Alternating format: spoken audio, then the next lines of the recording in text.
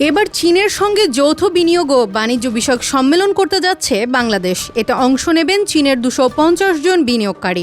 ইতোমধ্যে দিনক্ষণও চূড়ান্ত হয়েছে। সম্মেলনটি অনুষ্ঠিত হবে আগামী 1 জুন। বিডার প্রধান আশিক চৌধুরী ফেসবুক পোস্টে তথ্যটি নিশ্চিত করেছেন। এছাড়া বেজার সংবাদ বিজ্ঞপ্তিতেও এ তথ্য জানানো হয়। আশিক চৌধুরী জানান, সম্মেলনে প্রায় 100টি চাইনিজ প্রতিষ্ঠানের 250 জন বিনিয়োগকারী ও ব্যবসায়ী অংশগ্রহণ করবেন, যার মধ্যে ফরচুন 500-এর অন্তর্ভুক্ত 6-7টি প্রতিষ্ঠানের শীর্ষ কর্মকর্তাগণও অংশ নেবেন। এছাড়া চীনের 4টি চেম্বার অব কমার্সের শীর্ষ প্রতিনিধিগণ উপস্থিত থাকবেন। বাংলাদেশ ও চীন সরকারের যৌথ উদ্যোগে সম্মেলন আয়োজন করা হচ্ছে। বাংলাদেশ অর্থনৈতিক অঞ্চল কর্তৃপক্ষ বেজা ও বাংলাদেশ বিনিয়োগ উন্নয়ন কর্তৃপক্ষ বিডা এবং চীন সরকারের পক্ষে চীনের বাণিজ্য মন্ত্রণালয় ও চীনা দূতাবাস যৌথভাবে আয়োজন করছে।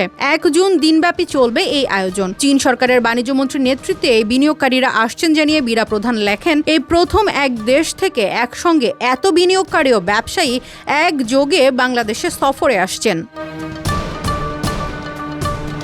এর আগে বাংলাদেশ বিনিয়োগ উন্নয়ন কর্তৃপক্ষের আয়োজনে গত 7 থেকে 10 এপ্রিল ঢাকায় অনুষ্ঠিত হয় আন্তর্জাতিক বিনিয়োগ সম্মেলন। দেশি বিদেশি কমপক্ষে 450-র মতো বিনিয়োগকারী অংশ নিয়েছিলেন এই আয়োজনে।